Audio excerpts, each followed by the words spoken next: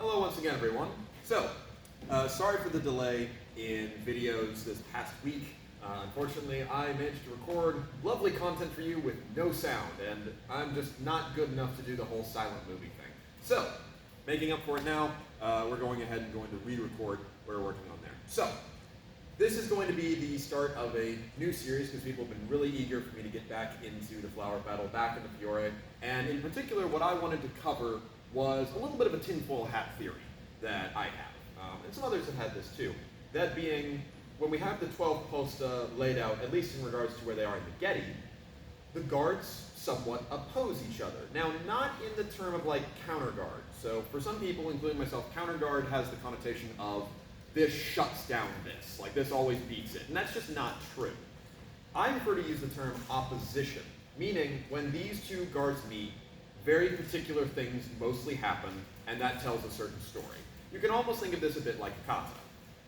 And what I'm just going to do is we're going to go through all of those over the course of this series and just see what lessons might be learned as to why those guards might have been put across from each other. So today we're going to be covering the first four and kind of going from there. So, joining me once again is Jake, my resident Italian, at least until I replace him. Now, for this, our first action is going to be he's going to move into Fiore. Main attributes of this being that it is going to open up his head, so I go ahead and move into Posta Soprano. Now the idea here is that he's opened up his head, I definitely have the better engaging guard of the two of us, I might as well make it worth it, so I go ahead and put all of the engagement and power. But for our first action, I'm just going to cut a fendenti with a passare, and he will do nothing, so it'll be boom. Boom, right? You can cut more to his head or more through, that's kind of up to you, but all the way through. Nothing too complicated, good strong strike from me. He's now going to answer it. Now, from Fiore, he's in a pretty good position to create a nice wedge, and then he can riposte against me after he's dealt with it. So I cut in, and then because he had his leg in reserve, he can follow me without difficulty, just like all of the normal Laga plays we've gone over. We'll show a couple variations of things he can do. So, I cut in, boom, now he cuts down onto my arm as he springs out, and because he's making a nice big wedge and I'm not currently doing anything extra, he can really kind of do whatever he wants, right?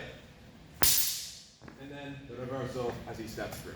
All fine options, all great things he can do, all because I'm throwing my cut and I've got nothing else to. Now, you could end there, right?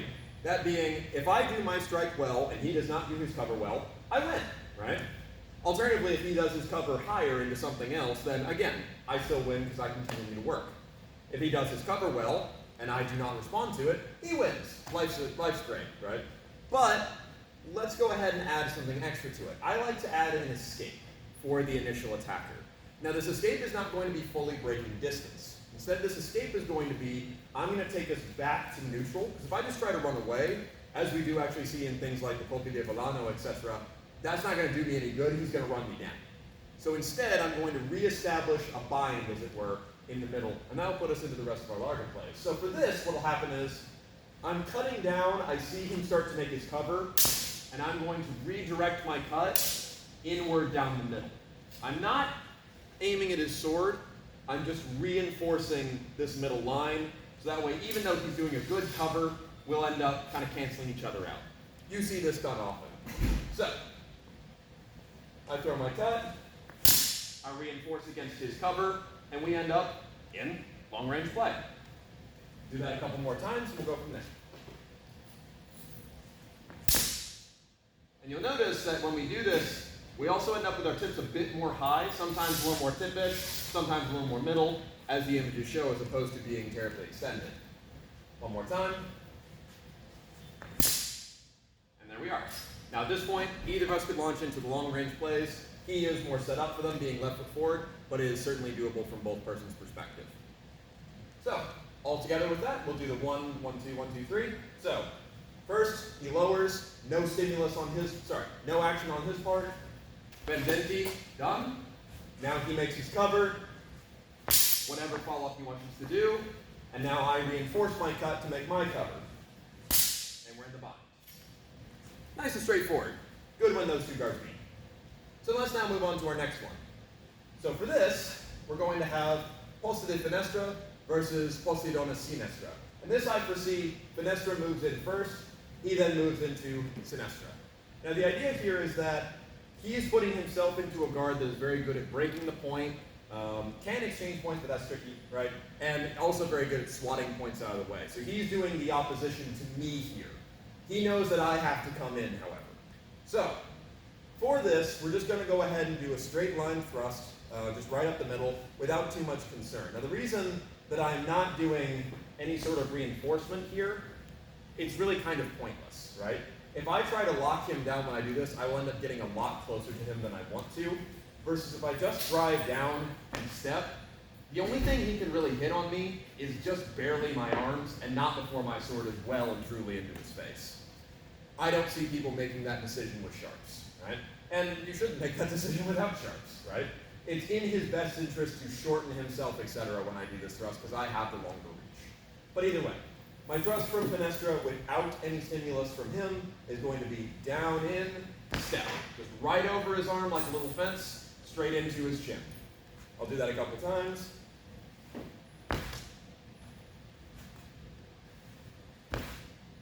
Nothing too complicated. Now against this, he's going to do the most natural thing he could do. Now we talked about he can go into the breaking of the point and other plays that we know well that we've gone over before, but thanks to him going into Posidones Sinistra, the other thing that he is aptly set up to do is a mezzana from his left, which as we know when you do the mezzana from your left, you employ the false edge. Now the reason that this is important is because this gives him the ability to really deflect my thrust out to the side. Against a cut, this can still work, but it's really at its best when you do this against thrusts. Here's why. We'll show slow motion.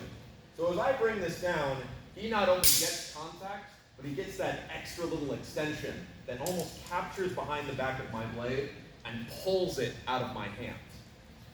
Now, he could just do a straight up fendenti from his reverso side and achieve the same thing, but it's not as good.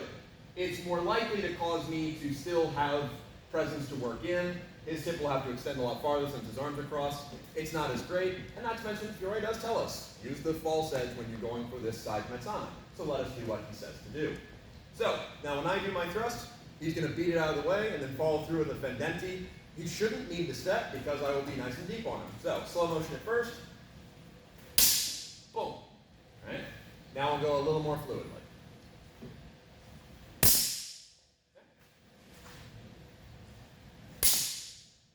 And as you see, because I'm stepping forward and bringing us into range, after he uncorks, he doesn't need to follow me.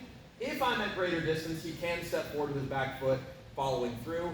It's not necessarily the most desirable thing, though, as that will take him slightly out of presence, but you can do it if needed. One more time. Boom. No problems. So, how do I get out of this situation? What I'm going to do is, when I find that I am being knocked aside, I'm going to do a tutta volta, so that's a full turn, with my blade to bring it back in line. And at the same time, I'm going to do a tornade with my right foot to get myself back to distance.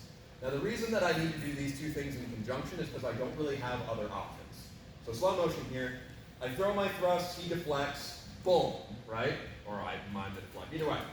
What I need to do now is, because I'm being pulled away, let your sword drop, turn it over with a stramazzone, and at the same time, push yourself back, and you'll be able to catch them.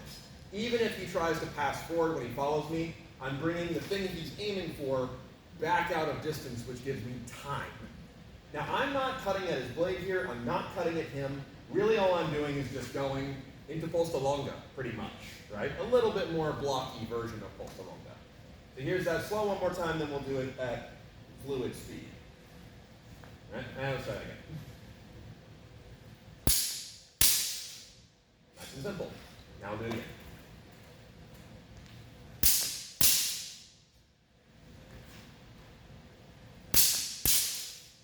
Nice and straightforward.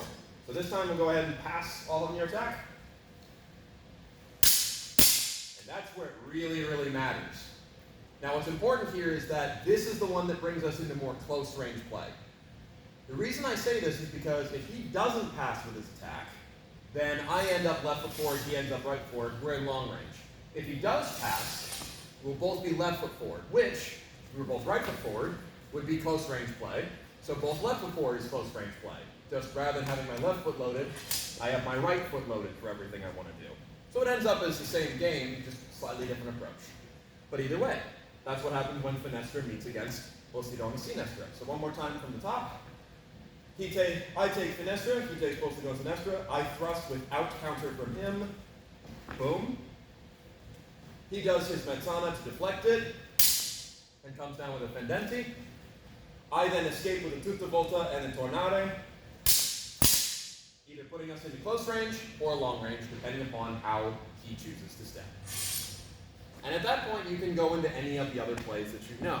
It's just for that brief moment, the guards fight each other and what they're best at before moving into all of the other binds that Fiore writes about. Do I think this is the only way he meant you for the fight? No. But he is very much based on that idea of you fight from the posta. So, let's see what the posta are good at, see what happens when you mishmash them together, and I do believe that he might have put them across from each other for that reason, to give you things to work on, to think about. So that way if you come into something similar, you know what's best. But either way, next week we'll be continuing with the other two on the next page, which should be Posta Longa and Mezzo Porta di Ferro, and we'll be going from there. But thank you very, very much, Jake, and thank you all very much for watching. We'll go over some other techniques another time.